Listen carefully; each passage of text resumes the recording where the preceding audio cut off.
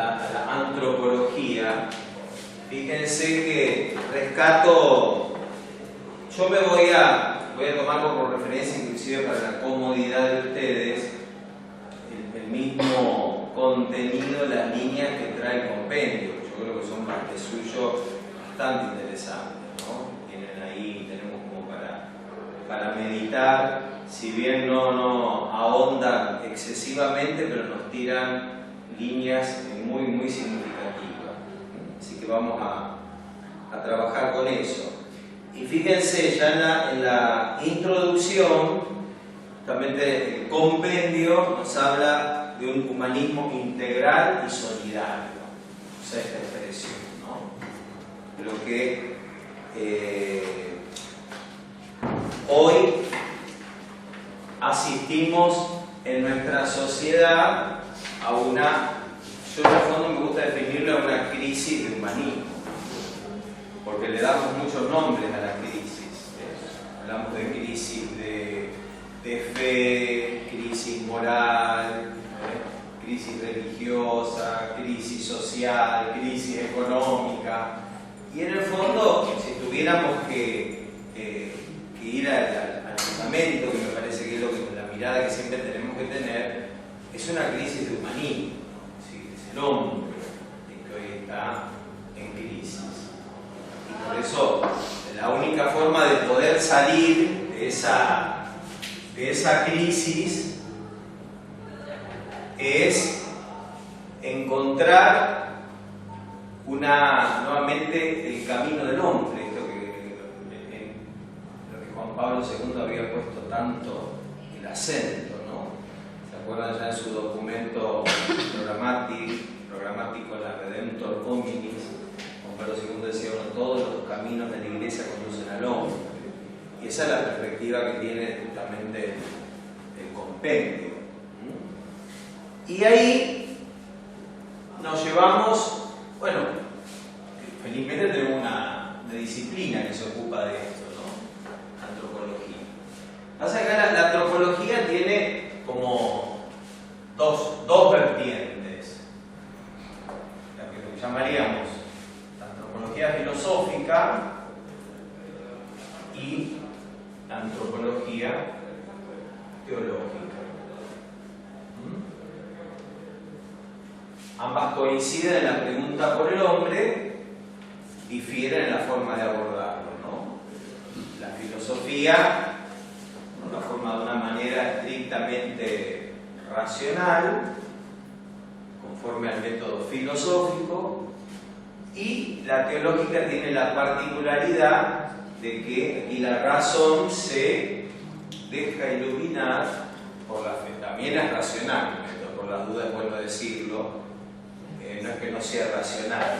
Lo que pasa es que acá la razón está iluminada por la fe, recibe una luz nueva, que viene de la fe y de la revelación.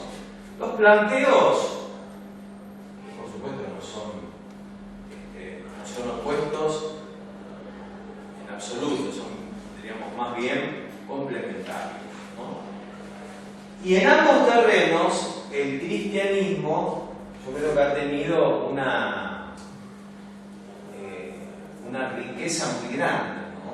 Es decir, el cristianismo que se abre camino justamente en el diálogo de estas disciplinas, en el mismo diálogo entre fe y razón, entre filosofía y teología. Y así como se ha planteado la gran pregunta, ¿no es cierto?, que ha planteado el cristianismo al comienzo, una pregunta por Dios, ¿no? ¿Sí? ¿Qué es Dios? Y después va a venir la pregunta por Cristo. ¿Quién es Cristo? Y finalmente viene la pregunta también por el hombre. Como que, bueno, en el desarrollo de la doctrina de la fe, un poco es el orden, ¿no? La pregunta por Dios, la pregunta por Cristo y la pregunta por el hombre. Y así, fíjense cómo serían como los tres grandes tratados que históricamente fue desarrollando la Iglesia, inclusive tienen que ver con los desarrollos dogmáticos. Primero se desarrolla, ¿no?, la cuestión de Dios, el dogma de la Santísima Trinidad, después viene la pregunta por Cristo, de la cuestión cristológica, y finalmente, ya simultáneamente, cuando aparece la cuestión por Cristo, ya aparece la cuestión acerca del hombre. Entonces, nosotros nos enfocamos obviamente en esta pregunta, que es el hombre, ¿no? Y acá, ¿cómo ha respondido el pensamiento cristiano a esta pregunta? Ustedes, bueno, ya tienen un poco estas ideas. ¿Cómo se puede responder a la pregunta por el hombre? Es criatura. Muy bien. Esa es una primera noción, que obviamente la va a desarrollar el convenio. Toma justamente esta idea, parece toda ahí a partir sería el numerito a partir del 108, cuando habla de la persona humana, dice criatura a imagen de Dios. Y acá, bueno, creo que ya se abre toda una reflexión. De hecho, bueno, la pregunta, ¿qué es criatura? El hombre, por lo pronto, no es Dios, si queremos entenderlo negativamente. Justamente, si apelamos al relato bíblico, de donde se desprende esta noción de criatura, nos enseña, cuando nos habla del pecado original, consistió en el hecho de que el hombre, bueno, no aceptar su condición de criatura, ¿no? Es decir, esto, o al menos nos habla de que la tentación radicó en esto, en querer ser como Dios, querer ocupar el lugar de Dios, es decir, negar esa condición de criatura, no aceptar el límite. Y también el hecho de que la vida le es dada al hombre como un don, es un don el que recibe, del cual no puede apropiarse, del cual no puede adueñarse, siempre debe respetarlo como ese don que ha recibido de Dios. Bueno, ahí apareció inmediatamente vinculada a la otra noción, ¿no? Muy bíblica, del hombre como imago de Dios. Creo que, bueno, sería una de las claves fundamentales para entender el hombre, ¿no? El hombre creado a la imagen de Dios. Acá está la grandeza de su condición. Quizás indudablemente hay que decir la noción más fuerte, más rica que ha desarrollado el pensamiento cristiano, ¿no? Que permanece hasta el día de hoy. Tiene esta noción la particularidad de ser sumamente amplia, ¿no? Porque uno la puede interpretar desde el contexto, desde el texto mismo, ¿no es cierto?, en la cual se encuentra, que ya ahí nos arroja bastante luz. Después una noción que yo creo que se abre a muchas cosas, ¿no? Plantea el hombre es imagen, nos habla también de una semejanza, establece una semejanza entre el creador. Cuando uno plantea, se hace la pregunta acerca de la semejanza, se abre infinitamente la cuestión, ¿no? Ahí un primer sentido lo podemos desprender del texto.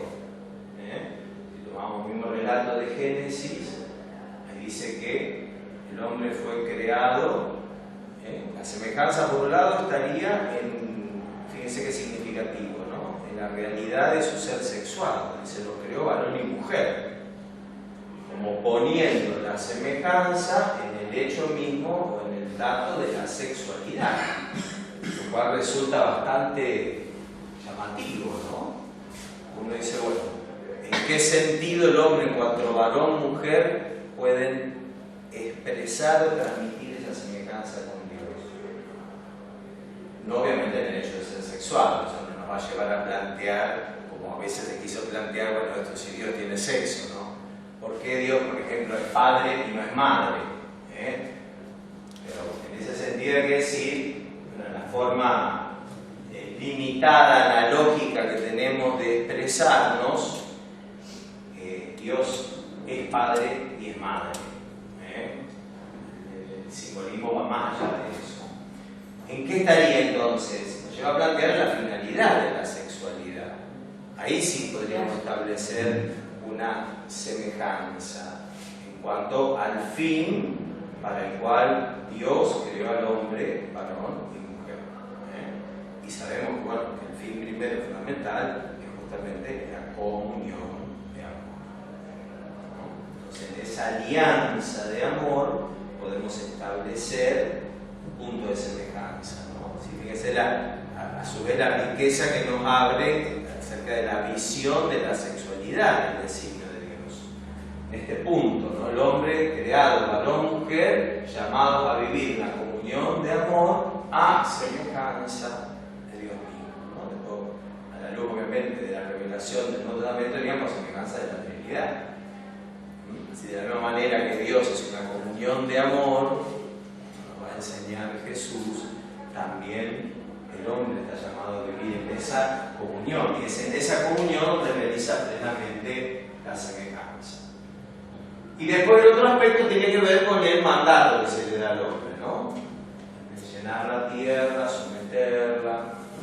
Si hay un señorío, aparece obviamente el tema de la procreación, la fecundidad, la transmisión de la vida, pero también el señorío sobre todo lo creado. Eso como una primera lectura ahí en el texto. Y después quedó abierto. Pero bueno, la semejanza, después el pensamiento cristiano la ha ido estableciendo muchas otras dimensiones, ¿no? Por ejemplo, siempre se puso el acento fuerte en la dimensión espiritual, pero sin que esto niegue también la riqueza que tiene el cuerpo, sin caer en una visión un poco de tipo dualista, sin menospreciar. Y de hecho, si vamos al mismo relato bíblico, el hombre, si hay una idea que aparece con mucha fuerza justamente en la cultura bíblica, es esta idea de unidad, ¿no? Creo que lo que está, por eso en el título que nos propone la introducción, cuando habla de ese humanismo integral, siempre lo que ha caracterizado el pensamiento cristiano es esa visión integral. El hombre es un todo. Me parece que este ha sido el gran aporte del pensamiento cristiano, ya desde los comienzos, ya en la etapa del judaísmo y después a través del cristianismo. De hecho, de nunca reducir al hombre a un aspecto, verlo siempre como un todo. Me parece que esa es una riqueza. ¿Qué otro elemento tendríamos que agregar acá? Que es una unidad de cuerpo y alma. Bien, ese va a ser otro elemento y muy interesante porque va a ser compartido con la visión también filosófica. Bueno, lo voy a poner acá.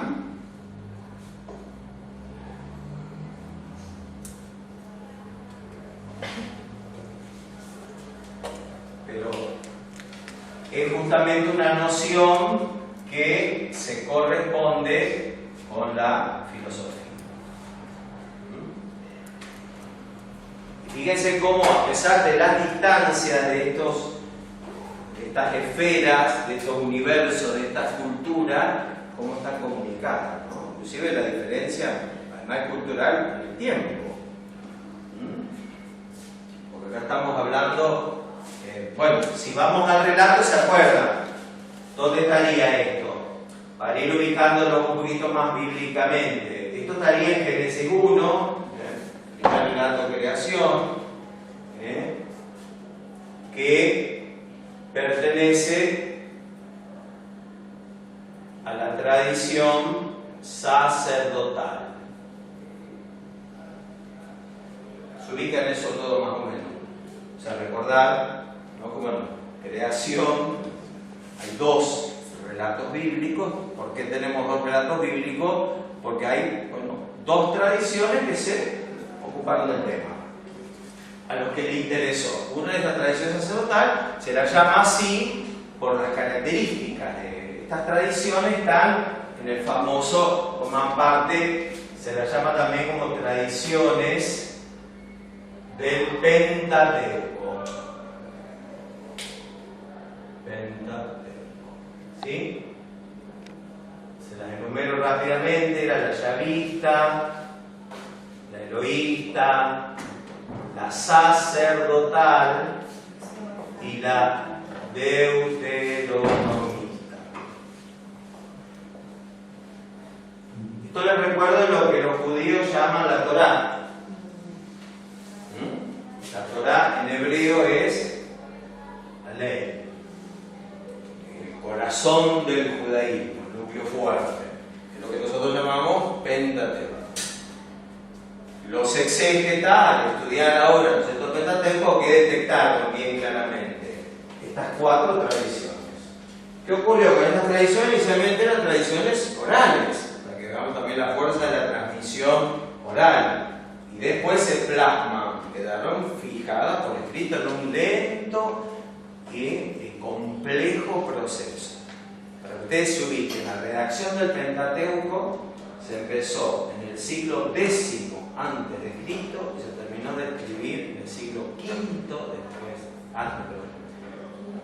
décimo antes de Cristo empezó la redacción del Pentateuco, la Torá, y el Pentateuco completo lo tenemos recién hacia el siglo V antes de Cristo, de 5 siglos llegó la redacción definitiva, ¿se entiende? Pero me parece una idea muy importante para que ustedes ubiquen el proceso de redacción y de dónde sale la Biblia. Y en este contexto, cuando hay que entender bien, cuando hablamos de libros, sáquense la cabeza y decir, no es esto. Son tradiciones, inclusive durante siglos, esas tradiciones inicialmente orales y después fueron coexistiendo los oralitos, se entiende, se van como retroalimentando, y en realidad lo que siempre manda es lo oral sobre lo escrito. Digo, esto es muy importante para entender por ahí las serias diferencias que tenemos con el protestantismo. Entonces, en el análisis textual, ¿qué detectamos? Las tradiciones. Las dos primeras, fácil de identificar, como ven, con el nombre que le dan, con el nombre con el que se dirigían a Dios. La yavista es la que llama a Dios con nombre Yahvé, la eloísta le va a llamar Elohim. La sacerdotal, porque está clarísimo que está ambientada, referida a todo el círculo de sacerdotes, vinculada al templo, al culto, ¿sí? Y la deuteronomista es más fácil porque quedó plasmada en el libro homónimo, en el libro del Deuteronomio, que hoy así como compactada en un... De esas tradiciones, ¿ve? La yavista y la sacerdotal se metieron en esta menuda cuestión, ¿no? Es decir, dos temas que le interesaron a este relato: el tema de la creación y el tema del mal. Si ustedes toman estos relatos, estamos hablando de, fundamentalmente, ¿qué es lo que hay que tomar? Génesis 1 al 11. Son los 11 primeros capítulos. Fíjese que Génesis 1, que es de la tradición sacerdotal, el famoso relato, para que lo ubiquen, de la creación de 7 días. Y Génesis 2, hay un matiz ahí, pero para hacerla fácil se las pongo así. Capítulo 1, tradición sacerdotal. Capítulo 2 y 3, tradición yavista. Esta es la otra tradición. ¿De acuerdo? Acá digo esto porque van juntos. Capítulo 2, el relato de creación, y capítulo 3 es el relato del pecado original. Padre, discúlpeme una pregunta. Sí, sí, todas las que consideren. La tradición para el Génesis 1, que usted habla de tradición sacerdotal, ¿y no es también eloísta? Y pasa que sí, no son, hay elementos pasa que finalmente quedan catalogadas, pasa que no están en estado puro. Y que pensar justamente que en este proceso complejo ha habido también entre cruzamientos e influencias. La eloísta entonces ¿dónde la ubicamos? ¿En el Génesis 1? No, acá, como vos decís, puede tener sí influencia del eloísta, pero propiamente, hasta donde yo manejo, no soy especialista del tema, relato 1 es de la tradición sacerdotal y 2 de la tradición chavista. Como que las otras no se plantearon, digamos, porque es un tema, se entiende, son de distintos tiempos también, digamos, sí, años. Es difícil, inclusive con estos procesos, como estamos hablando del oral inicial, es muy difícil tratarlo, ¿viste? Tenemos que hablar de una generalidad. ¿Cuándo empezó? Pero obviamente la inquietud primero es más bien una cuestión pensada. Y no común a los hebreos, digamos, porque esto es un tema, convengamos, de mucha abstracción. Porque acá se está planteando la cuestión del origen del mundo. La idea de creación no es una idea inicial o una preocupación inicial dentro del judaísmo.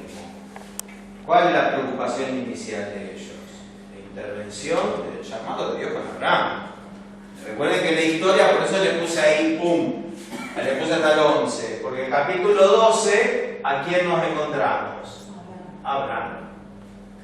Ahí empieza la historia, y ahí empieza para ellos lo que es importante.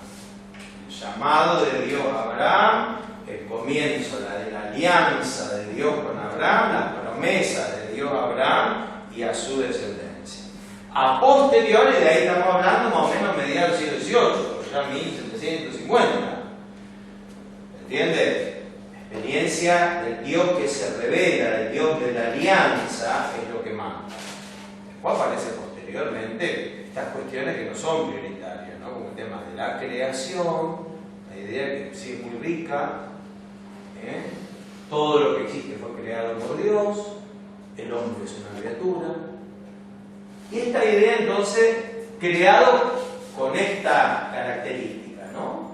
La imagen y semejanza, dice la tradición sacerdotal, y la yavista, a eso iba, es la que va a traer esta imagen, que fue muy bien definida.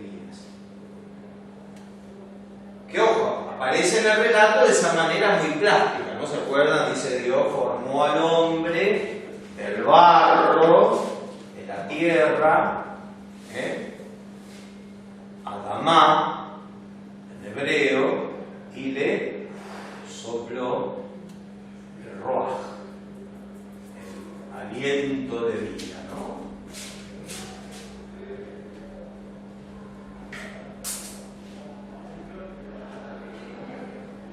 En hebreo serían estas las palabras, ¿no? Esto es Adán, el hombre.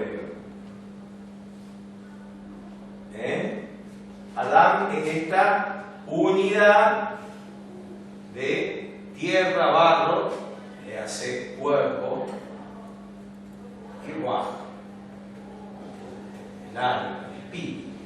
Acá tiene la particularidad, en realidad la traducción sería soplo, el ruaj es el soplo, pero es divino. Por eso de alguna manera ve también cómo se comunican, es como la huella de Dios en el hombre, ¿no? El ruaj, de alguna manera está diciendo también, es la huella de Dios en el hombre, lo divino de Dios en esta criatura tan particular que es el hombre.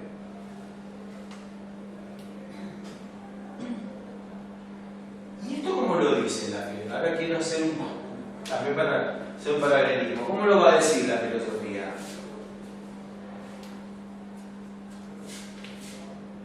Acá nos vamos a saltar en la antropología teológica para hacer un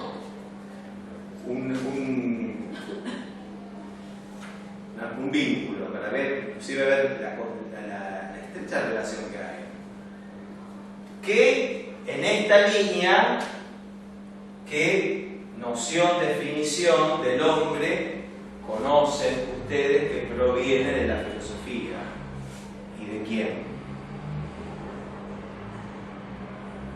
La definición exacta no sé, pero la idea me parece que es de los griegos con la inmortalidad del alma. Sí, muy bien. Obviamente estamos hablando con excelencia casi para nosotros, cuando hablamos de pensamiento filosófico, hablando de los griegos. De ahí de alguna manera también venimos. Por eso les digo, es importante nuestra filiación, son como nuestras dos grandes fuentes, ¿no? Pensamiento griego.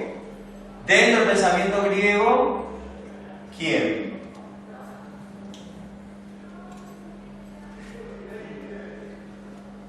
Tenemos que tenernos, esta definición es la que planteó un gran filósofo.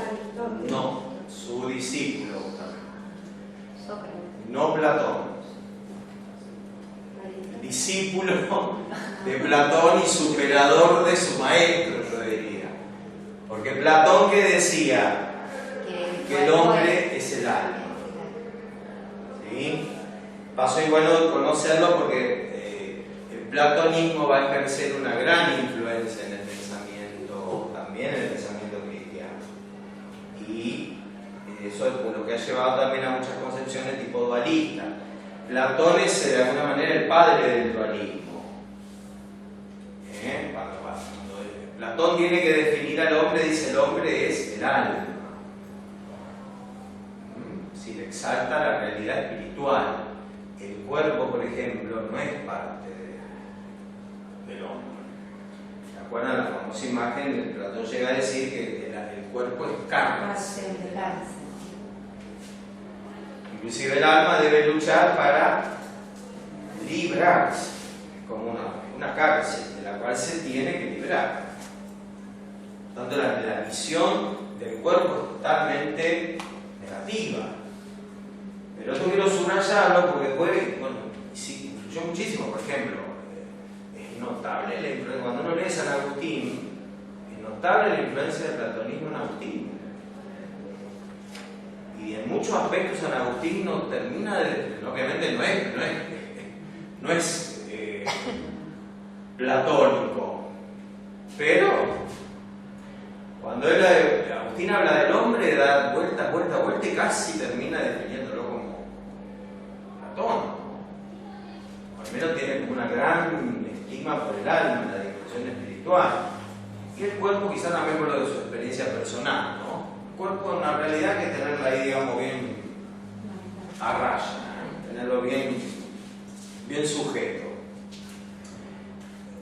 Aristóteles decía a su discípulo, que vio con genialidad, pero ve claramente que el hombre no es solamente su alma, que el cuerpo también es parte de lo que vamos a llamar la naturaleza. ¿Y cómo la va a definir él? Fíjense la definición que le da. Hablar de unidad sustancial, la va a llamar. Precisamos la noción, acá uno puede hablar de unidad de cuerpo y alma, decimos. Si ustedes quieren composición de cuerpo y alma, también.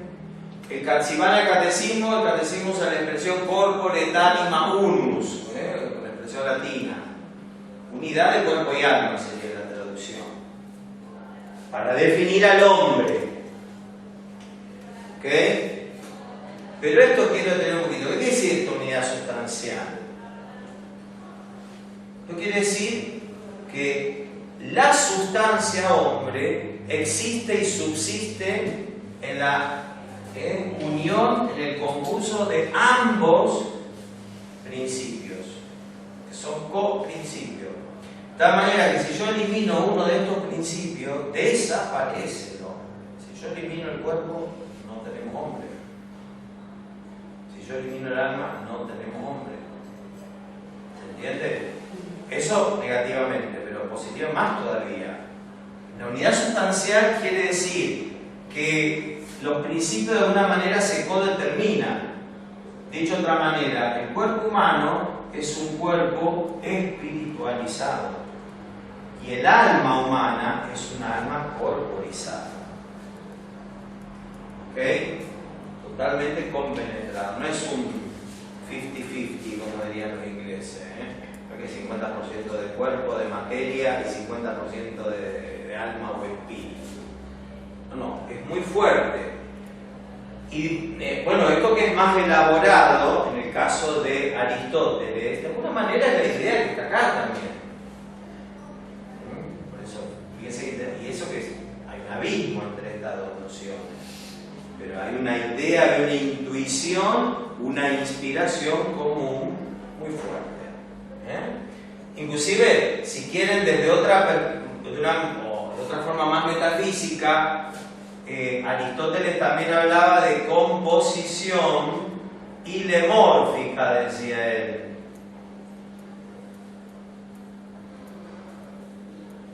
Composición ilemórfica. Ile, materia, y morfe, que es forma. ¿Ok? Composición, materia y forma. El alma y el cuerpo se unen en el hombre como materia y forma. El cuerpo es informado por el alma. ¿Y qué dice Calcedonia? Que Jesucristo es el verdadero Dios, verdadero hombre, y cuando habla de la naturaleza humana dice un cuerpo unido a un alma racional. Esa es la definición, fíjese, la antropología del Concilio de Calcedonia.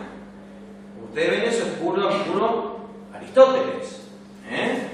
Dice literalmente un cuerpo unido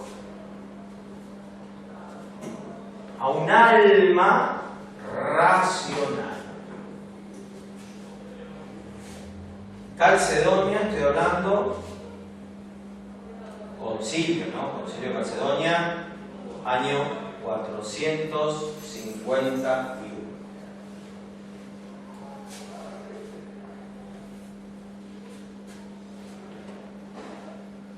¿Estamos? Entonces ahí, vinculándolo, bíblicamente tenemos las dos nociones fundamentales. Esta idea de el hombre es imagen y semejanza de Dios y unidad de cuerpo y alma.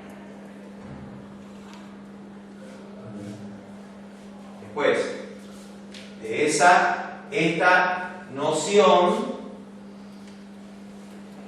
de sustancia, digamos, vamos a hablar de la unidad sustancial como definición de la naturaleza humana, va a ser fundamental.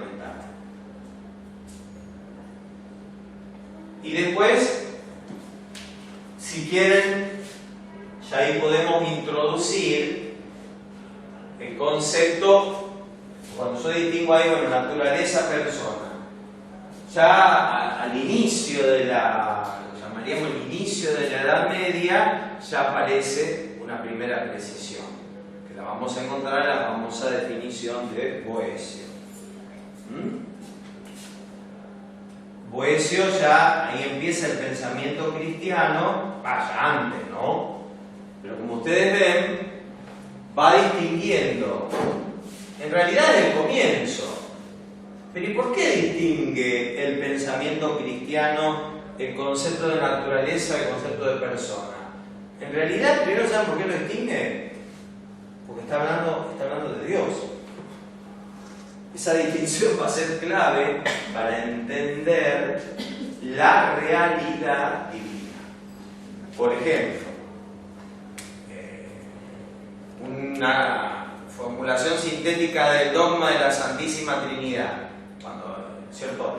Nicea termina definiendo: Dios es una esencia y tres personas, o una sustancia y tres personas, o una naturaleza y tres personas. Ahí es clave. El concepto de naturaleza, sustancia o esencia va a designar la unidad de la divinidad, pero las personas, ¿y para qué se va a utilizar? El concepto de naturaleza se utiliza para expresar lo común que hay en ella. ¿Y el concepto de persona para qué se utiliza? Muy bien, para distinguirlas. Esto va a ser muy importante, ¿no? Entonces, ¿qué es lo que va a implicar ya desde el comienzo de este planteo muy teológico la noción de persona? La idea de distinción. Y naturaleza, si ustedes quieren, podemos decir, es lo común. La unidad. ¿Se entiende? Después, segundo momento, segunda aplicación, ¿cuál va a ser? Calcedonia, la cristología. La misma conceptualización hay que aplicarla ahora a Cristo. ¿Qué es Cristo? El sujeto tan único, irrepetible, extraordinario. Va a decir Calcedonia, es una persona con dos naturalezas. Naturaleza divina, naturaleza humana, pero una sola persona. La persona es divina. Y ahí después viene, ahora pongo, para seguir un poco el orden cronológico, estamos hablando 451 ocasiones, después ya viene Boecio, por ahí lo tenemos ya también ahí a finales, principios del siglo V.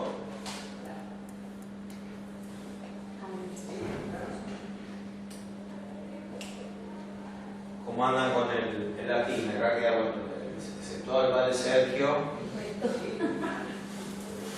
A los demás.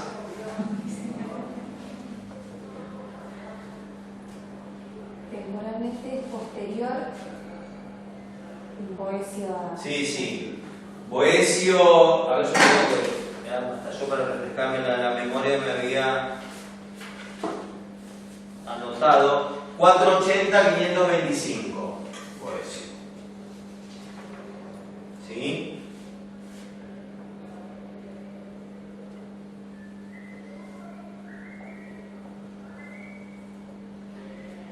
Esta es la famosa definición de Boecio.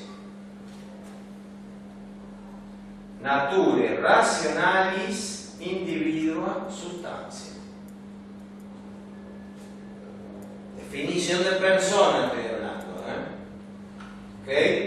Acá digamos cuando tenemos la primera precisión, el pensamiento cristiano ya entre una primera precisión muy importante de naturaleza, que hasta ahora venía como supuesta ahí a raíz de todo el debate de la Trinidad, de la Cristología. Ahora, Boecio, muy importante, porque aparte no necesito decirle la influencia hasta hoy, el impacto que ha tenido la definición de Boecio, es muchas disciplinas que todavía tienen a su espalda la noción de Boecio. ¿Sí? ¿Se animan a traducirla? Individua sustancia de naturaleza racional. No.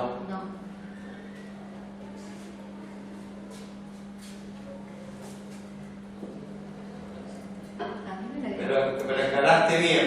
Me la Porque el latín es como el inglés. Hay que empezar de atrás. Individua sustancia. Muy bien. Ahí estamos mejor. Acá está. Este es el sujeto. Sustancia individua. Sustancia individual de, está en genitivo, de naturaleza racional. ¿Qué tool? Piensen un poquito, vean, y piensen un poquito en esta definición. A ver y qué comentario les amerita. Sustancia individual de naturaleza racional. Después voy a agradecer que me combine con un mate. Ya se me está secando la garganta. Sustancia individual es a referencia de persona, digamos, a lo que lo hace individuo, único, digamos. Bien. Claro, ¿qué se va perfilando ahí? La unidad. más que la unidad, La naturaleza. porque una cosa es que yo diga la unidad y otra cosa es la, digo porque justamente el compendio usa las dos ideas, utiliza el concepto de unidad y el de La personalidad. unicidad. A veces se lo suele confundir, son dos ideas distintas. Una cosa es la unidad, cuando yo digo acá, unidad de cuerpo y alma, algo a la unidad, a esa unidad sustancial, indisoluble, entre los co-principios constitutivos de la naturaleza humana. Cuando yo hablo de unicidad, me estoy refiriendo al carácter único, exclusivo, irrepetible. Todo eso es la individualidad. Por eso ve Boecio muy bien. Y ojo que esto quiero asegurar ya el mérito que significa esta altura del pensamiento. Me permito destacarles que lo individual no tenía ningún tipo de trascendencia. Porque ¿qué es lo que le interesaba a Aristóteles? Ya en Aristóteles. Inclusive él que justamente apuntaba a un conocimiento científico, que viene en la filosofía, ¿qué es lo que interesaba siempre definir? Lo universal, lo común, no lo individuo. Por eso no se ocupa de las cosas particulares de Aristóteles. ¿Vieron? Con la genialidad que él tiene, no se ocupa de lo que llamaríamos el saber de lo singular o concreto. También lo hace, porque es notable en su escrito los conocimientos que tiene, por ejemplo, de biología, de medicina, pero de eso no había ciencia, decía. La ciencia se ocupa de lo universal, no de lo particular, no de lo singular, no de lo individual. Y acá justamente está poniendo Boecio el acento en eso, lo constitutivo de la persona, ese carácter, la importancia del individuo, este sujeto que es único, insisto, irrepetible, y que agrega algo que esto va a quedar después ya canonizado para toda la posteridad, el tema de la racionalidad. Propio nombre, la ratio. El logos, en realidad, el pensamiento, si queremos hablar con propiedad, es lo que Aristóteles decía, el logos. Ratio ya recomendamos en la traducción latina. Lo puede designar en el lenguaje latino la ratio. La actividad propiamente pensante del ser humano. Creo que lo destaca por su lectura. Muy bien. Y también eso es lo que lo hace semejante, ¿o no? Es la semejanza también, parte de la semejanza. Muy bien, sí. Indudablemente, que después el pensamiento cristiano le va a encantar establecer la semejanza en esta línea, a veces en exceso, casi como decir, en desmedro, casi como si la semejanza pasara por las funciones puramente espirituales. Claro, es lógico pensar así, Dios es espíritu, entonces invirtieron el razonamiento, ¿no?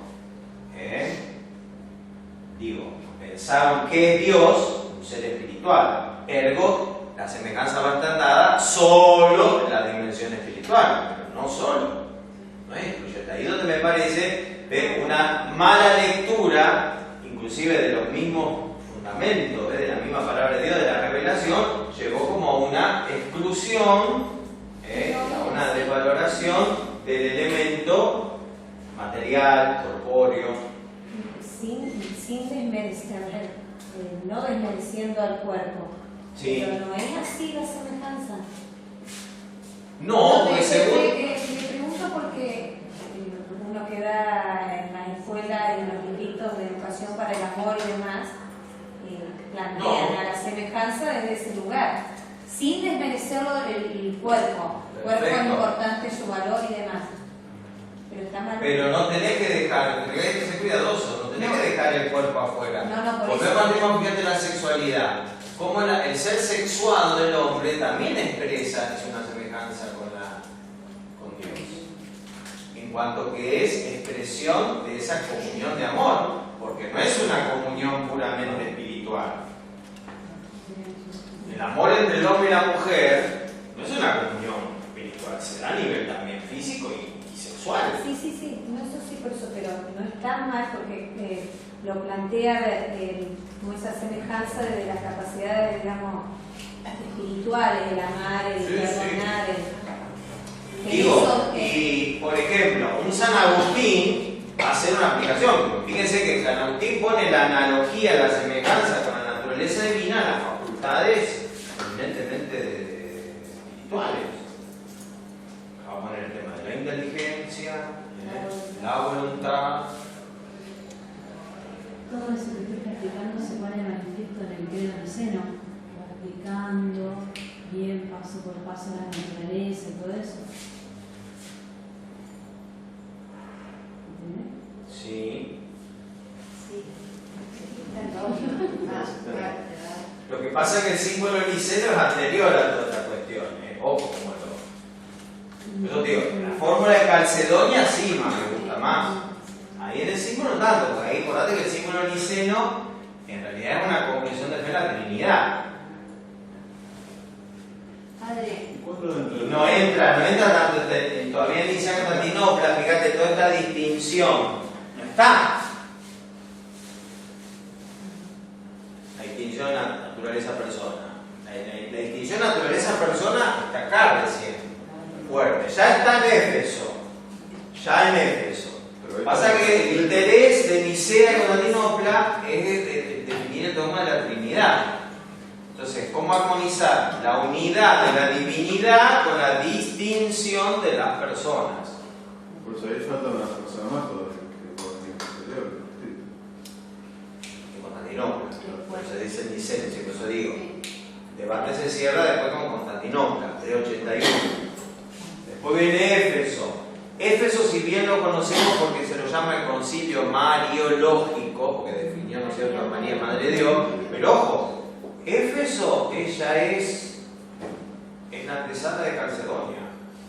La cristología de Éfeso es fundamental, porque todas las nociones fundamentales que va a definir Calcedonia ya están en Éfeso. Pero bueno, para que usted vea cómo el debate, cómo avanzó firme en esta dirección. Y volvemos. Padre, disculpe, yo le quiero Sí. hacer una pregunta. Cuando hablamos del hombre creado a imagen y semejanza de Dios, porque ustedes están diciendo por ahí, bueno, que el hombre es semejanza por la capacidad, por la inteligencia, el amor. Yo no sé si a lo mejor es lo mismo lo que yo creo y me están diciendo de otra manera. Yo siempre interpreté que el hombre es imagen de Dios justamente por esas capacidades. El término semejanza viene a atenuar esto de imagen porque no somos Dios, ¿no es cierto? Pero que en realidad somos imagen de Dios por esas capacidades que nos vienen propias del alma, inteligencia, voluntad, amor, y que el cuerpo también participa de esa dignidad de ser imagen, pero no referido a la semejanza, sino a la imagen. No sé si me entiende lo que me quiero decir. Yo creo que tampoco hay que... No es...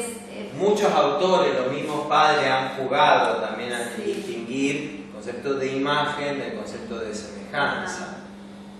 Pero bueno, yo creo No que está tampoco... mal decir nada. No. Me parece que uno tiene, haciendo las aclaraciones de vida, uno tiene inclusive la libertad, y eso no es dogmático, tampoco hay que hacer dogma. Por eso digo, tiene esta noción, la virtud, de que queda abierta. Vos no la podés ver, hasta el día de hoy no se sigue dando elementos para que vos sigas incorporando, y en muchos aspectos podés seguir cifrando esa. Es notable cómo cada pensamiento le hizo una determinada atribución o fijó la semejanza en un aspecto. Pero no es, me parece que eso es estupendo, vos tenés que releerlo, vos lo podés vincular con el tema de la conciencia, con el tema de la libertad, con el tema de la creatividad, hasta con los sentimientos, si vos querés. Fíjate que da para todo eso. Pero acá les voy a hacer otro aporte muy interesante, que no es tan conocido este muchacho. Sí, Boecio, no tanto esto. Y me voy casi hacia la otra punta de la Edad Media. Ricardo de San Víctor, que me anoté también para que lo ubiquen. Bueno, si les gustan las fechas, les dije Boecio 480-525, Ricardo de San Víctor es 1110-1173. Les recuerdo, no es un caso aislado, viene de la famosa escuela de San Víctor. Esta fue una famosa abadía de París, donde se desarrolló todo un debate muy, muy rico, ¿no?, en torno a todas estas nociones. Por ejemplo, un aspecto que ellos van a tomar es toda esta tradición, la línea de Boecio, conceptos como el de persona, y los han seguido elaborando y los han enriquecido. Y se van a dar cuenta porque Ricardo San Víctor casi como que parafrasea a Boecio y dice lo siguiente: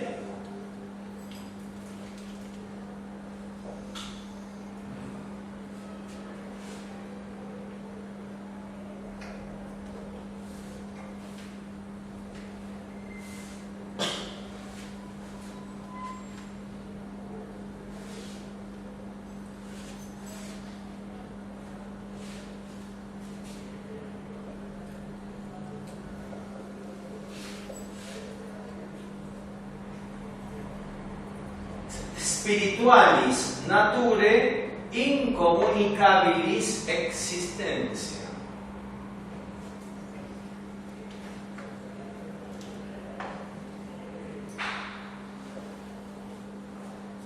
Con la misma lógica, tradúzcalo. Existencia va a ser. ¿Qué va a ser? Existencia incomunicable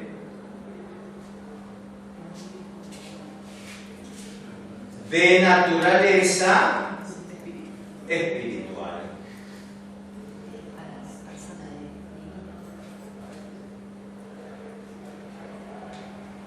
¿Qué pasó acá? A ver si... Bueno, al final no me dijeron nada, no me hicieron ninguna ponderación de la definición. Bueno, sí, hicieron, pero da para mucho más lo de Boecio. Pero a ver, vamos a jugar ahora en la confrontación entre ambas. El cambio en la naturaleza. ¿Qué pasa acá? Persona humana y persona divina. Cambia bastante. Casi mantiene, digamos, la acústica, no sé por qué queda. Pero fíjense, los dos cambian los dos conceptos clave. Sustituye el concepto de sustancia por el de existencia.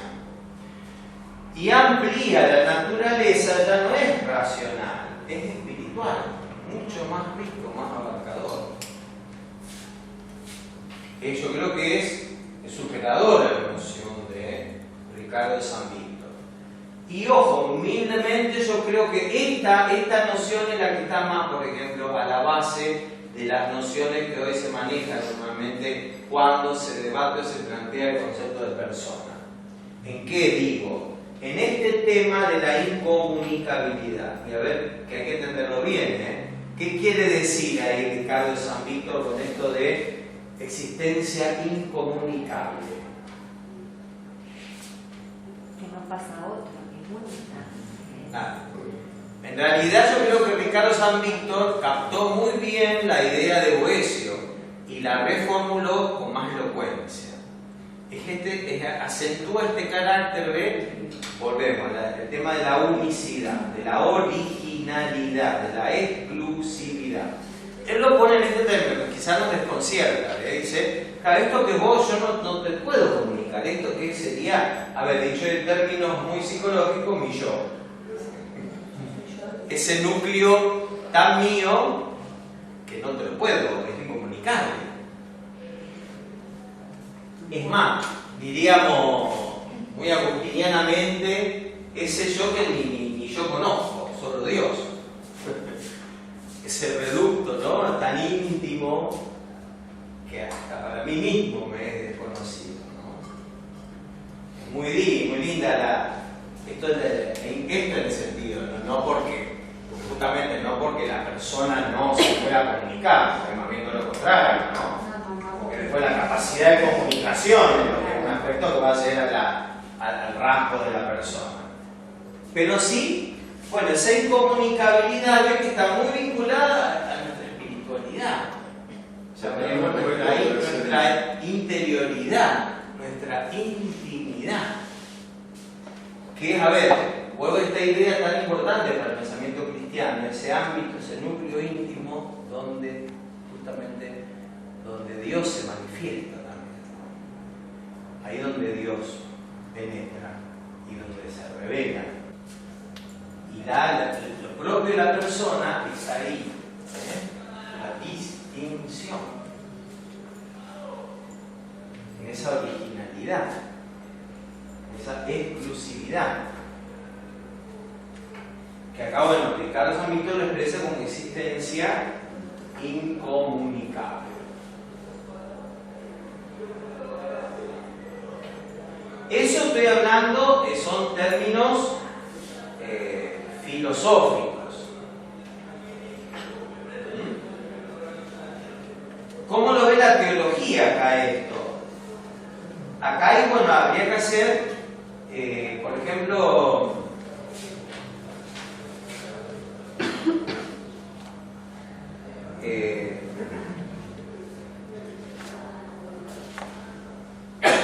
Ratzinger, como teólogo, lo cito, tiene acá un articulito que es muy esclarecedor, ¿no? Yo lo sigo mucho para todos estos temas, que se llama justamente sobre el concepto de persona en la teología, que sería el concepto, por eso digo preciso, nosotros acá estaríamos planteando el concepto filosófico. Habría que replantearlo, que lo que me propone acá el Papa teólogo, hay que repensarlo teológicamente. Y cuando él se pregunta ¿qué es persona para la teología? Interesante porque en el artículo hace el análisis desglosa bien el origen del concepto, lo esclarece en esa perspectiva.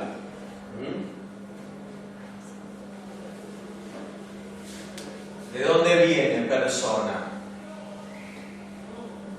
La palabra, ¿no?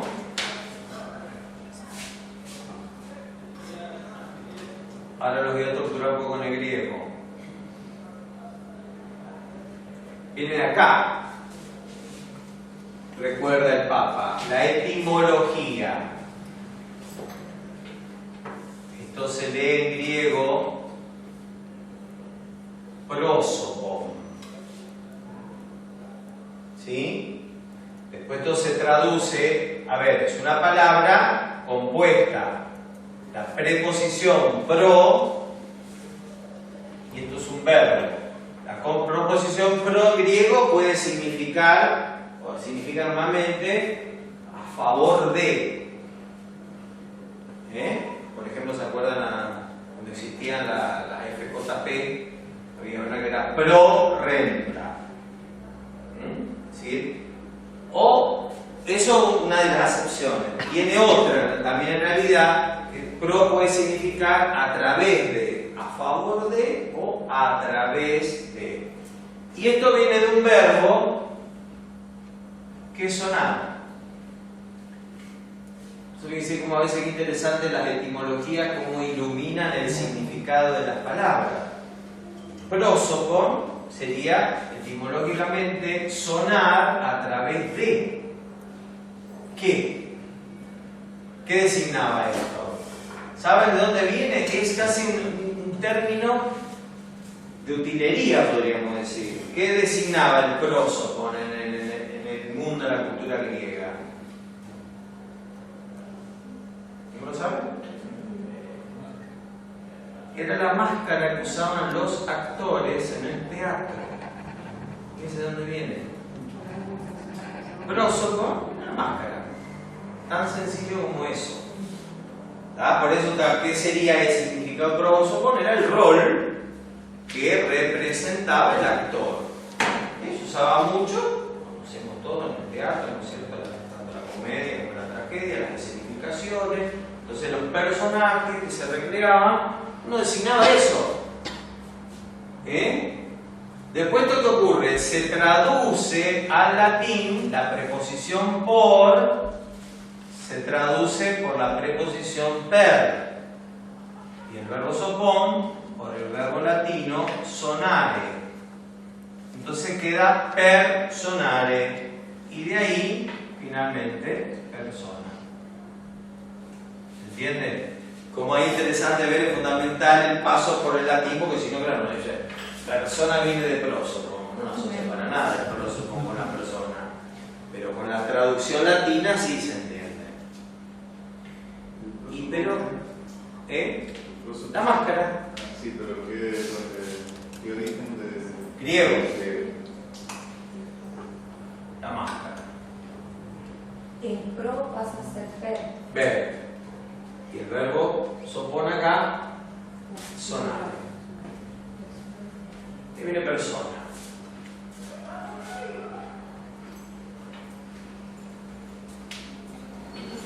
¿Y qué ocurrió? ¿Quiénes lo introducen a la palabra? Ahora estamos hablando, como ustedes ven, la palabra es irrelevante en cuanto a su significado en el origen. Acá viene muy bien la distinción que hace la lógica, ¿no es cierto? Una cosa es el nombre, la palabra, y otra cosa es el concepto o la idea que ella expresa. ¿Y qué ocurre a veces con las palabras? Hay palabras que con el tiempo se cargan de un significado, tienen una densidad, hoy diría, se cargan semánticamente, adquieren una densidad muy particular, que es este caso. Y otra que ocurre a la inversa, como que se devalúan, muy ricas en su origen. Por ejemplo, yo le mencioné la palabra logos. La palabra logos para los griegos es una palabra de una riqueza enorme. Hoy, ¿para qué quedó? Para decir, bueno, razón, ciencia, estudio, cuando digo teología, bueno, viene teólogos, significa el estudio acerca de Dios. Biología es el estudio acerca de la vida. Logos se me vino. Cuando San Juan, en el prólogo, le habla del logos, está pensando a la altura del pensamiento griego. Y vaya a saber todo lo que realmente lo que Juan ha querido transmitir con esa idea, ¿no? Cuando habla ahí del logo de acá, el logo de allá. ¿Se entiende? Bueno, con la persona, con el término ocurrió lo contrario. La palabra que sin mucha importancia, y después, ¿qué pasó? Se empezó a cargar de significado. ¿Quiénes le dieron ese significado? Acá fueron muy importantes los padres de la iglesia. Ellos hicieron la aplicación. Cuando ellos leían la Biblia, ¿Qué le llamó la atención a los padres? Cuando en estos mismos relatos, por ejemplo, que nosotros estuvimos mencionando de la creación, vieron esos lugares donde Dios aparece hablando en plural. Cuando Dios dice, hagamos al hombre a nuestra imagen, según nuestra semejanza. Y después cuando el pecado dice, el hombre se ha hecho como uno de nosotros. O el famoso Salmo 110, dice el Señor a mi Señor.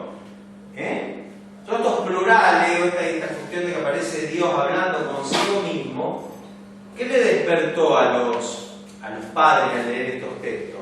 Lo asociaron inmediatamente a toda esta literatura, ¿no? O exégesis prosopográfica, ahí dice, para usar un término más difícil, que era la interpretación de los mismos textos literarios que usaban los griegos. ¿Tá? Entonces ellos, claro, conocedores de esa técnica, hicieron, se las aplicaron a la Sagrada Escritura. Y ahí empezó entonces el concepto de persona. Ya no era simplemente, no era un rol, un personaje representado por el actor, sino que la persona o las personas empezaron a tener una realidad propia. Y pasó a designar a quién. Va a designar acá a las personas de la Santísima Trinidad. Y va a designar al Padre, al Hijo y al Espíritu Santo. ¿Y qué idea quería expresar completamente persona? Esto justamente, la idea de la distinción. Querían expresar que en este diálogo el Padre, el Hijo y el Espíritu Santo eran personas, por usar el término, eran realidades distintas unas de otras. Esto que le costó mucho, dar este paso le costó mucho a la teología. ¿Por qué? ¿Qué les parece? ¿Cuál es el problema? De afirmar tan ligeramente que el Padre, el Hijo y el Espíritu Santo son distintos entre sí. Porque se hablaba de un único Dios. Ponía en jaque la idea de la unidad y de la unicidad. Esto sobre todo a los judeo-cristianos les olía mal. ¿Qué sonaba? A un triteísmo. No sé qué son tres dioses.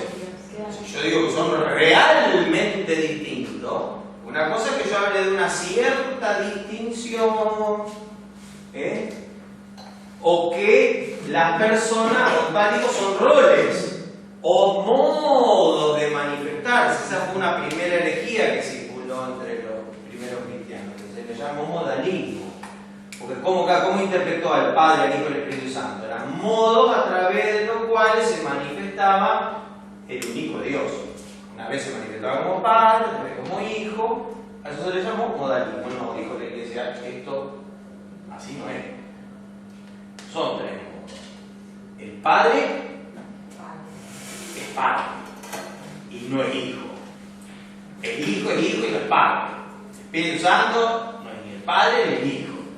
Entonces está bueno hasta que se. Y el concepto que va a expresar la distinción va a ser el de persona. Para eso entra ahí. Entonces, lo que dijimos antes, ¿no? El resumen, la síntesis de Nicea-Constantinopla, la síntesis del dogma de la Trinidad, va a decir: Dios es una esencia y tres personas. En la misma esencia, tres personas, léase distintas. ¿Qué fue ese concepto? ¿O en el resumen? Es la síntesis de Nicea-Constantinopla. Estaba escribiendo y no escuché el arranque de la oración. Ya está en Nicea. Y después digo, se completa, ¿por qué? Porque Nicea, en realidad, Nicea donde puso el acento, pues. Otra cuestión ahí, Nicea también, además de todo este debate de Trinidad, tiene que salir a responder a un error que estaba tremendamente difundido, muy peligroso, que era el arrianismo. Un tal Arrio que decía, por ejemplo, de Jesús que era una criatura. Era hijo, pero que era creado por el Padre. Entonces, ¿cuál es el problema de Arrio? Que él le negaba al Hijo su naturaleza divina. Entonces, ¿cómo le responde Nicea en realidad? ¿Quién sabe? El cruce de Arrio. Y le va a decir, no es criatura, es hijo de la misma naturaleza que el Padre, consubstancial al Padre, pero en cuanto a hijo distinto del Padre. Hay un texto bíblico que hace, digamos, hay alguna parte en que él toma para... Arrio. Ah, No, a ver, lo que a Arrio le impactó, a él le llamaba poderosamente la atención todos esos lugares donde Jesús dice, por ejemplo, desconocer los designios del Padre. Todos esos textos donde Jesús se manifiesta como desconocedor, ¿no? Entonces, claro, ¿qué hace? Una deducción. Si Jesús no conocía al Señor, quiere decir que no compartía la misma naturaleza que el Padre. Ergo, no era Dios. Digamos, los razonamientos eran muy básicos. Fíjate cómo mandaba, ve nuevamente, el peso que tenía la Sagrada Escritura. Entonces, yo sobre lo que estaba decía el texto bíblico, deducía. Si Jesús no lo sabe, entonces no es Dios. Entonces es una criatura. A esto le responde puntualmente. Y ahí va a acuñar. Esta fórmula, ¿saben quién la acuñó? Así tal cual. Tertuliano. Tertuliano es del siglo II. Le pertenece a él en realidad. Es decir, que estoy hablando del siglo II, o sea que, ¿se entiende? Que ya la terminología se la da Tertuliano, después la que va a asumir Nicea, es la que va a quedar consagrada Nicea. Año 200 Tertuliano. Él es la famosa, inclusive en latín, porque fue un gran latinista también Tertuliano. Se lo considera, no es un padre de la iglesia, se lo llama un escritor eclesiástico, un gran teólogo. Pero ¿qué ocurre? Este muchacho, así como ha tenido estas grandes intuiciones teológicas, por lo cual la iglesia lo reconoce mucho, pero tuvo también algunas cuestiones media banqueadas, entonces no se le concedió el título de padre de la iglesia. Entonces se le da el título de escritor eclesiástico. Es lo que pasa con él, por ejemplo, Orígenes, otro famoso de este estilo. Grandes teólogos, pero bueno, con algunas cuestiones reñidas, digamos, ahí con la iglesia. Tertuliano va a decir, Dios es una sustancia y tres personas. Genial. Fíjense, él ya, siglo II, está acuñando la fórmula que después va a consagrar Nicea 325. Prácticamente más de un siglo después. Y que va a quedar redondeada todavía 2 siglos, 381 en Constantinopla. ¿Desde acá salió la definición de unión hipostática para la... No, la unión hipostática salió acá. Salió. Por la tenés que asociar directamente a Calcedonia. El texto no dice unión hipostática. ¿Qué dice el texto de Calcedonia? Que en Jesús las dos naturalezas se unen en una misma hipóstasis o persona. Ahí está la clave. Y viene muy bien tu aportación, porque a partir de Calcedonia, también esta otra clave, el concepto de persona quedó identificado con el concepto de hipóstasis. Este concepto, no les quiero complicar mucho la vida, pero para que ustedes sepan, fue tremendamente conflictivo. Porque, a ver, ubican hipóstasis. Hipóstasis, ¿qué es? Es la sustancia. ¿Te das cuenta? Sustancia traduce el término hipóstasis, literalmente. Vamos al análisis etimológico. Hipóstasis, ¿qué es? Hipostasis. Hipo, lo que está debajo. Stasis es el verbo estar. De ahí viene, por ejemplo, y esto después se traduce, ve, al latín, la preposición hipo se traduce por la preposición sub. Y el verbo stasis por el stare latino. Entonces ahí viene substare y sustancia.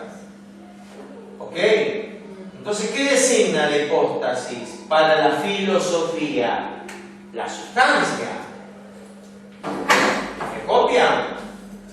¿Y qué va a decir a partir de Calcedonia? No, ya la hipóstasis no designa más la sustancia, va a designar la persona. Esa es una opción de otro de los aspectos que tiene a veces la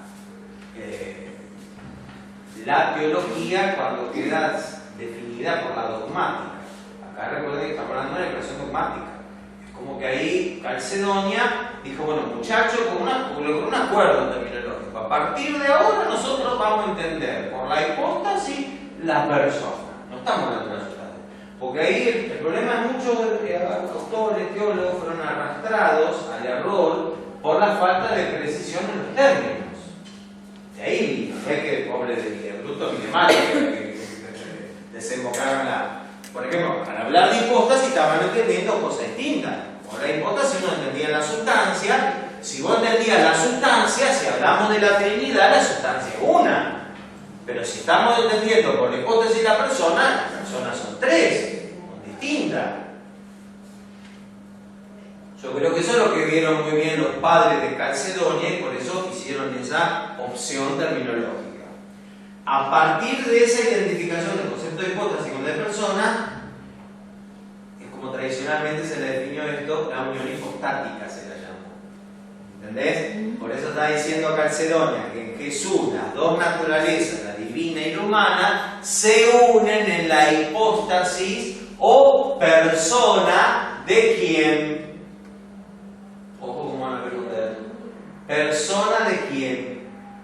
Estoy hablando de Jesús, que tiene, dice Calcedonia, dos naturalezas, divina y humana, perfecto en la divinidad, perfecto en la humanidad, verdaderamente Dios, verdaderamente hombre. Y que esas dos naturalezas, dice, se unen en una misma hipóstasis o persona. ¿Cuál es? Del Hijo de Dios. Muy bien, ahí estamos bien. ¿Saben lo que les cuesta a mis alumnos de la dogmática a uno llegar a esa? ¿Se entiende? No es correcto decir, no es que esté mal, vamos. Los chicos que me dicen normalmente ahí, la persona de Cristo me dicen, o de Jesús. Bueno, si le estamos hablando de él, pero no es correcto decir la persona de Cristo, porque si yo la persona de Cristo, ¿qué estoy dando a entender? Estoy afirmando que Jesús tiene una persona humana, que es lo que expresamente ya quedó definido por el gran debate de Éfeso. Eso es lo que esclareció. Jesús no tiene persona humana, tiene una sola persona humana. El problema, por ejemplo, de Nestorio.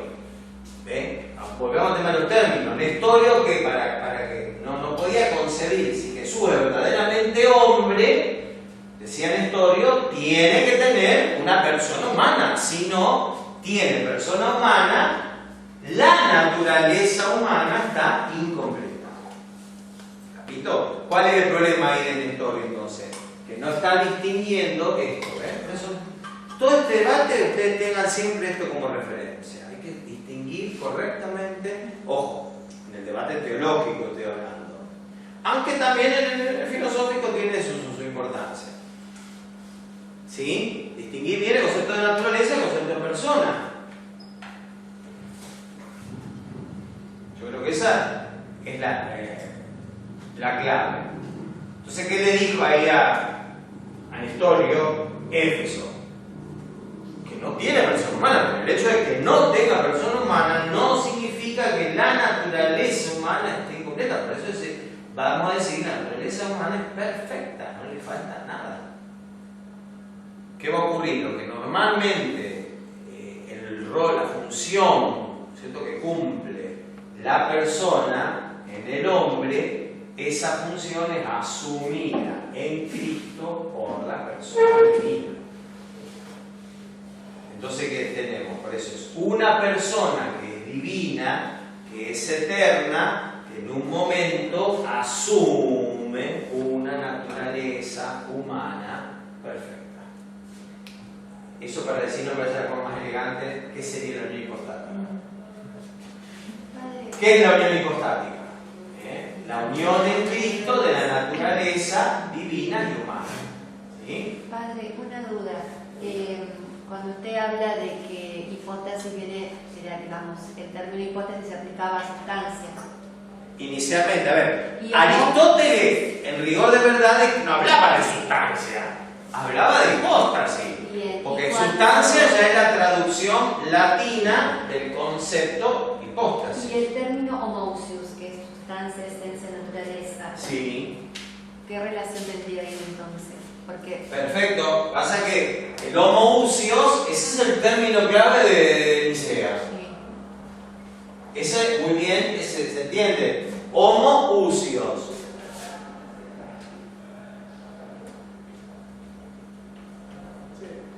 Homo, este es el homo de igual, ¿entiendes? No me lo confunda con el, porque uno lo asocian al homo de hombre, no tiene que ver, eso era el homo de, porque no te viene homosexual. claro. Este es el homo, significa igual. Y este, acá el famoso usios, que es de raíz platónica, justamente, la famosa usía, que en Platón eran las esencias, las ideas en él. La usía, que es sin más la sustancia, equivale, por eso ven que estos términos siempre van de la mano, estos siempre van a estar. Entonces, cuando dice el hijo es homooucio con el padre, el hijo es de la misma sustancia o esencia que el padre. Y esa es la respuesta puntual de Nicea a Arrio. Pasa por ahí, esa es la gran clave. A partir de ese momento, por eso va a quedar bien definido, se va a hablar aquí la consustancialidad del hijo con el padre. Después, Constantinopla, que va a agregar el capítulo que quedó pendiente, que no se metió ahí Nicea, que es la consustancialidad del espíritu con el padre y el hijo. Porque nunca se terminaba claro, porque se quedó claro que el hijo es de la misma naturaleza que el padre, empezaron los negadores y el espíritu también le negaba el carácter, tanto el carácter divino como el carácter de persona. Entonces, ¿qué va a tener que definir? Vuelve el debate sobre la versión de persona. Y entonces, y retomo que esto era eso que iba para que no nos perdamos. ¿Qué es lo que el concepto de persona quería expresar? Siempre va a ser la idea fuerte. La distinción.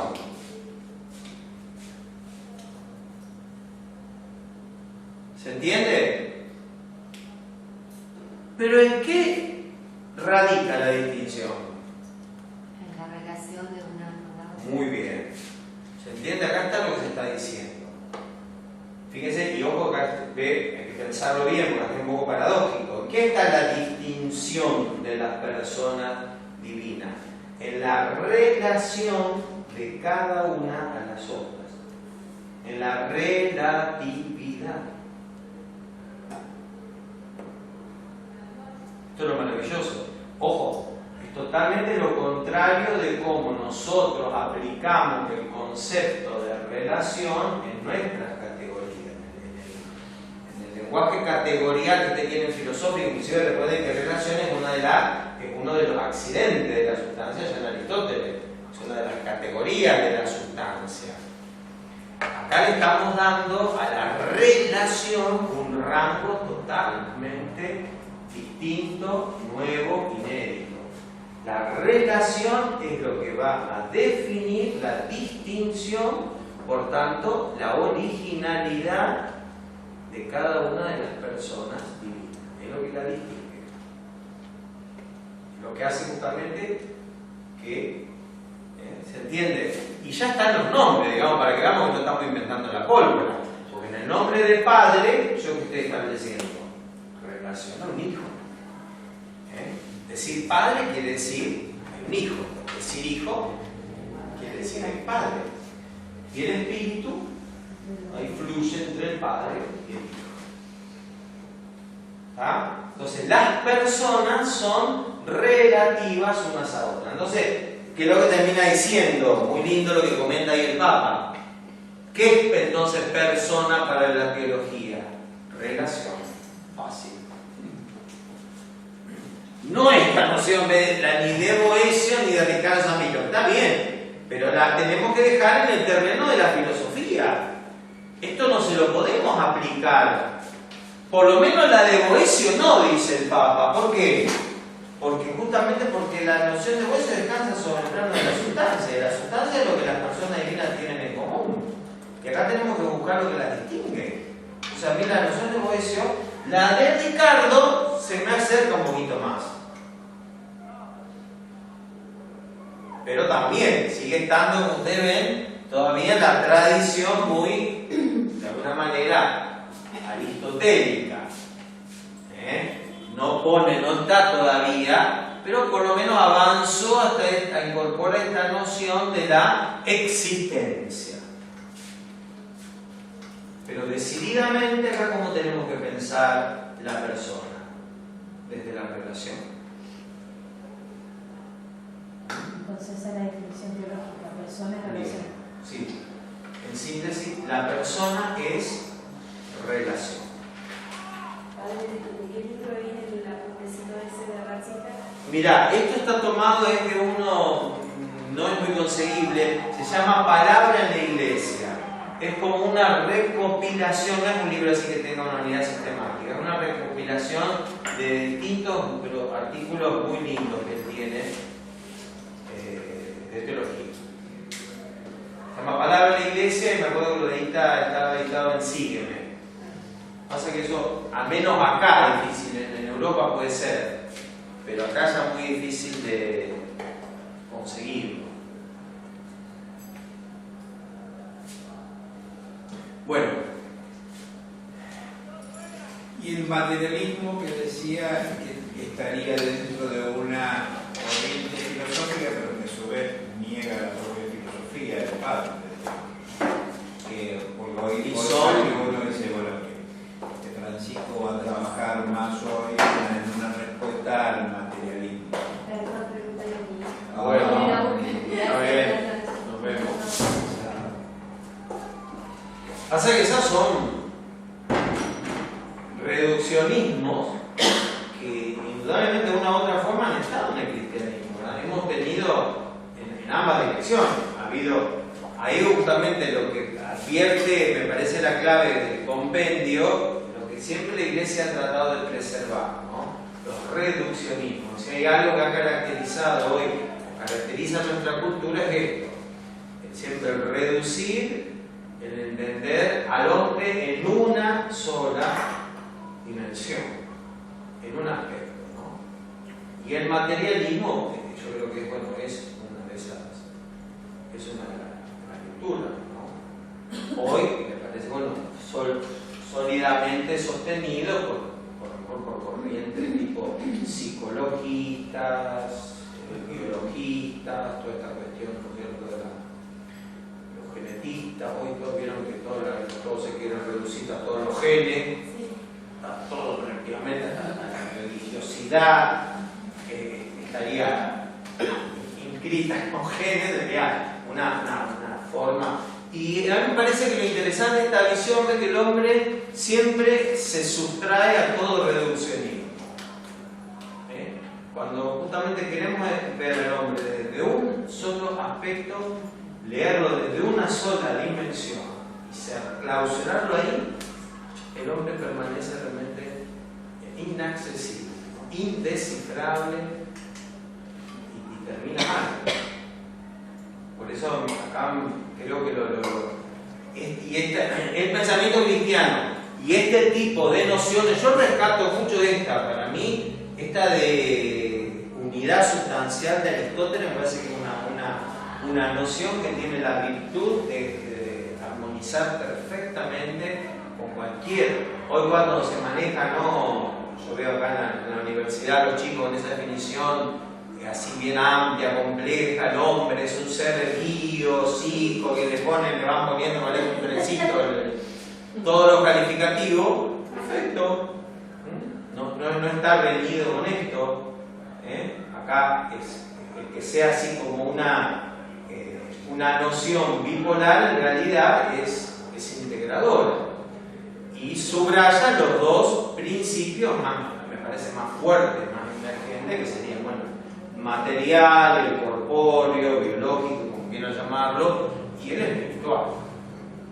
Hay un elemento, la dimensión de la espiritualidad, yo creo que es innegable, ¿no? Inclusive la espiritualidad como me parece una de las expresiones más ricas de la misma racionalidad. Dice ahí el Papa, cuando se indaga el porqué de las cosas con totalidad, en la búsqueda de la respuesta última y más exhaustiva, entonces la razón humana toca su culmen y se abre a la religiosidad. En efecto, dice, la religiosidad representa la expresión más elevada de la persona humana, porque es el culmen de su naturaleza racional. A mí me gustó mucho de este aspecto, ¿no? Como la misma, digamos, la religiosidad, dice el Papa, por toda esta dimensión también espiritual, es como una culminación de la naturaleza racional. Acá donde se expresa en plenitud toda esa dimensión racional. Y bueno, y subrayo ahí cerrando, ¿se acuerdan? La introducción pone como tres grandes desafíos, ¿no?, que se le presentan hoy al hombre. Primero dice la verdad misma de ser hombre. Segundo, la comprensión y la gestión del pluralismo y de las diferencias en todos los ámbitos.